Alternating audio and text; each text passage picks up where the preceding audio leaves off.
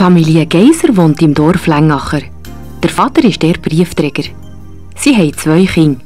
Der Res ist 12-jährig und Lea 9. Zur Familie gehört auch noch der Lea ihre Hund, die Bella. Gerade jetzt sind der Vater und die Mutter zu Besuch bei der Frau Koller, die in einem anderen Dorf wohnt. Sie haben ein wichtiges Gespräch zusammen. Wir danken euch, Frau Koller, dass wir euch versummen dürfen. Der Herr Link, der Vormund von eurem Pflegebub Jonas, hat eben gemeint, es wäre am besten, wenn wir gerade mit euch selber täten über Jonas berichten. Ja, er hat mir gesagt, ihr wäret eventuell bereit, ihn zu euch zu nehmen. Ich muss zugeben, ich wäre schauderhaft froh. Ich werde ihm einfach nicht Meister.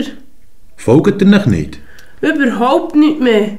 Er kommt heim, wenn er will, er geht, wenn es ihm passt, er macht seine Ämtchen nicht. Ach, ich weiss mir nicht mehr zu helfen. Mein Mann hört er noch etwas besser, aber der ist durch den Tag nicht da. Wie kommt er denn mit euren eigenen Kindern aus?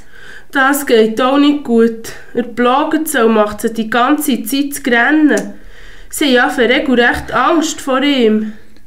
Wie lange ist er denn jetzt bei euch? 2 Jahre. Das ist jetzt schon sein 3. Pflegeplatz, seit er seine beiden Eltern verloren hat. Was ist denn passiert? Autounfall. 3-jährig war er dann.